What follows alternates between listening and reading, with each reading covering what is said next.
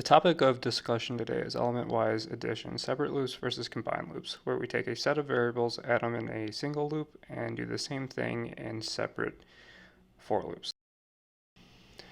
Replicating this problem is going to be quite interesting. The original question was asked almost 9 years ago on Stack Overflow.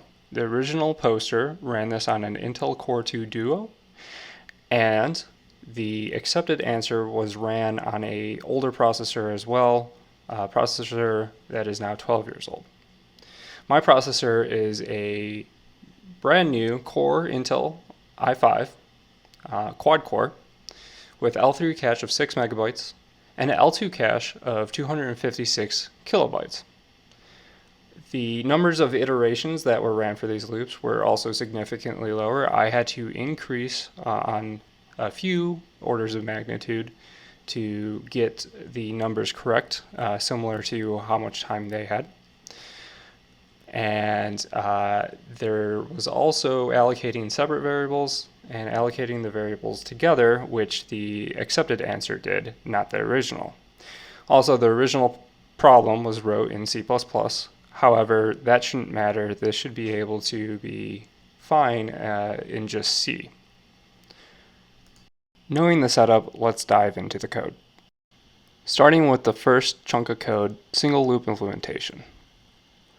On lines 3 to 6, we allocate separately. On lines 9 through 12, we allocate the variables together. Lines 14 to 17, we zero the data out. And lines 18 to 21 is when we actually implement the single loop. The next chunk of code is the multi-loop implementation. Similar process, lines 3 to 6 we allocate separately. 8 to 11 allocate together. 13 through 16 zero the data. 17 through 22 we have those two for loops. Now we're doing the addition separately. Now compiling this code with the O3 optimization time and seeing the results, we get the multi-loop time on the x-axis and the single loop time on the y-axis. The blue data is the allocate separate time, and that red dot that just showed up is an outlier in that allocate separate. You see how spread out the allocate separate is. The green data is the allocate together. That's more clustered together, while we have another outlier in yellow. The O2 optimization times, we see something very similar. Again, the blue data allocate separate, closer together with two kind of spread out points. An outlier in red, very far away. The green plots allocate together, very nice, clustered together.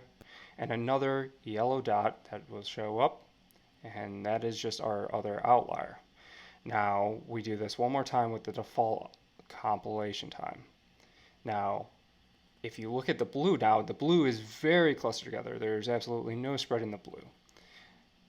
But we still have that outlier. And now look at the times between the multi-loop and the single loop. The multi-loop times have always been around 2, while the single loop have been around 4. And now the allocate together data is very spread out, and the outlier passes the other outlier. Now let's just look at the raw data. We have O3 optimization, O2 optimization, and the default optimization. Now if we look at the times, we see that the allocate separate and allocate together, there's really no significant difference in these two.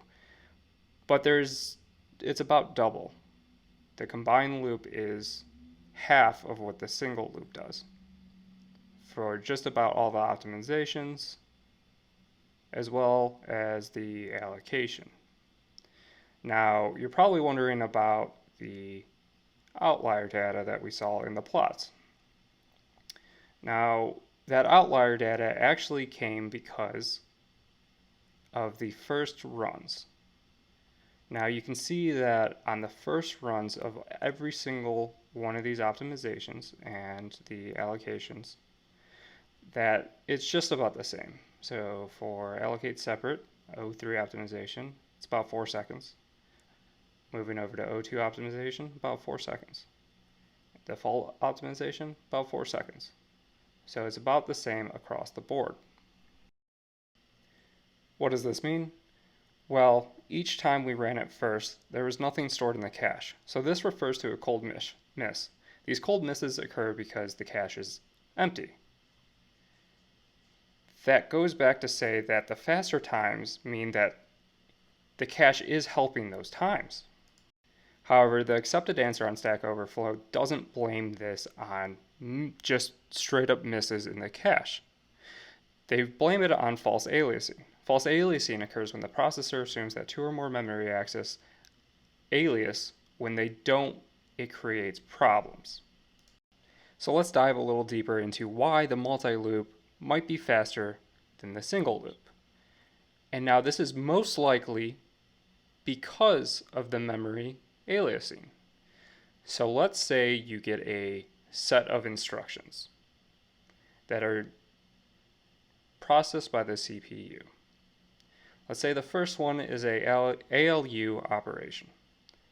Let's store some variable to address Y.